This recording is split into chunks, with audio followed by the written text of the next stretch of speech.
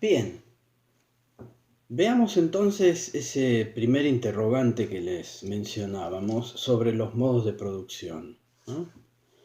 Es decir, Marx a lo largo de la historia va a identificar distintos modos de producir, distintas maneras que tenemos de producir aquello que necesitamos para reproducir la vida. Aquello que producimos para comer, para vestirnos, para resguardarnos, para defendernos, para lo que fuere. Entonces, allí, antes de pensar en las posibles diferencias que puede haber entre esos distintos modos de producción, que básicamente les voy a mencionar el modo de producción esclavista, el modo de producción feudal y el modo de producción capitalista, que es en el que más obviamente nos vamos a detener, lo que es central es que tengamos en cuenta que, como ya dijimos, pero siempre vale la pena repasar, al producir eso que necesitamos para reproducir la vida, siempre generamos relaciones entre nosotros. Porque uno podría pensar que primero producimos en soledad, ¿no es cierto? Primero es ese individuo aislado, casi prehumano podríamos decir, que produce en soledad. En soledad se busca lo que, lo que necesita para comer, lo que necesita para resguardarse de las inclemencias del clima, etc. Pero lo que va a señalar Marx es que a medida que la historia pasa, comenzamos a colaborar para producir, porque obviamente nos vamos a dar cuenta que en esa colaboración es mucho más fácil reproducir la vida. Y esa colaboración lo que supone es dividirse el trabajo. Es decir, nosotros generamos relaciones a través de la división del trabajo. Entonces fíjense que esas relaciones que nosotros generamos van a depender de esa división del trabajo, de esa división social del trabajo. Es allí entonces donde van a aparecer las distintas formas de esas relaciones. En el modo de producción esclavista vamos a tener dos clases principales. La clase de los amos y la clase de los y las esclavas.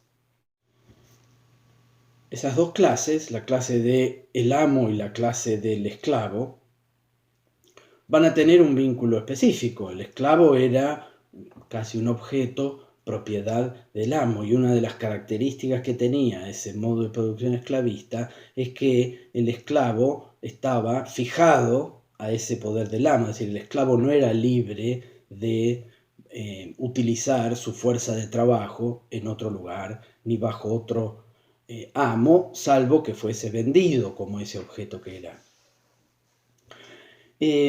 Al esclavo no le interesaba demasiado si la cosecha era buena o si lo que estaba haciendo era eficiente, sino que el esclavo trabajaba por su subsistencia. Es decir, lo que el amo le daba al esclavo, lo que el amo necesitaba del esclavo era que haga su trabajo y le daba casa y comida.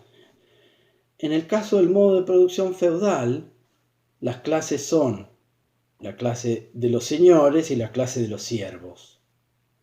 En ese caso el vínculo era distinto, ya no hay una propiedad del siervo por parte del señor feudal, por parte del noble, pero sí hay una fijación del siervo a la tierra. Es decir, si el medio de producción del modo de producción feudal es el uso de la tierra, el siervo estaba atado a ella, es decir, yo como siervo de determinado espacio físico no me podía ir a trabajar a otro lugar, a, otra, eh, a otro espacio comandado por otro noble. Yo estaba atado a la tierra y por lo tanto estaba atado a la figura de ese señor feudal, de ese condado, del nombre que tuviese esa figura, el nombre legal que tuviese esa figura. De nuevo, allí sí hay ya una preocupación del siervo porque la cosecha sea buena, porque el siervo comía de esa cosecha. En el modo de producción feudal, el siervo produce una determinada cantidad de mercancías, una parte la utiliza para reproducir su vida, la otra parte es propiedad del señor feudal. Y en el caso del modo de producción capitalista, como ya venimos viendo, las clases son la burguesía y el proletariado, ¿no? La burguesía es la dueña de los medios de producción. Pensemos que acá ya estamos en la etapa de la gran manufactura, ¿no? La gran industria. Marx está estudiando los efectos de la revolución industrial, donde quienes tienen la propiedad privada de esos medios de producción compran como una mercancía más en el mercado la fuerza de trabajo del proletariado.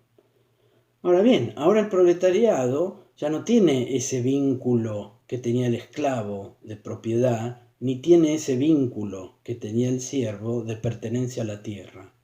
El trabajo tiene que ser trabajo libre, porque es el valor, es el costo que es variable para esa burguesía que tiene que producir. Vamos a volver sobre eso en otro de los videos.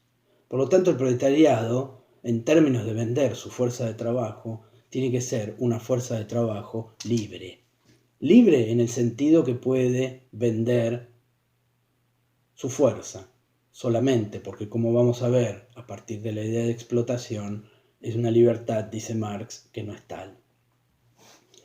Entonces, ¿qué es lo relevante de esta discusión para este seminario, para este curso, para esta materia que ustedes tienen que cursar? No es tanto detenernos en las diferencias entre los modos de producción. Nosotros nos vamos a detener más en el modo de producción capitalista porque es el modo de producción en el que vivimos. Pero lo relevante es tratar de entender y tener claro que al producir generamos relaciones y que esas relaciones van a terminar dándole forma a nuestra vida. Esas relaciones de producción que tienen el amo y el esclavo, que tiene el señor y el siervo, que tiene la burguesía y el proletariado, terminan imponiéndose a nuestras formas de vivir. Esos van a estructurar cómo vivimos, qué idea de la vida buena tenemos, ¿no? Como ya habíamos visto en otro de los textos. ¿Qué podemos esperar de nuestra vida? ¿Qué pensamos que es una vida buena? Por eso es que Marx va a decir en un momento, la anatomía de la sociedad civil hay que buscarla en la economía política.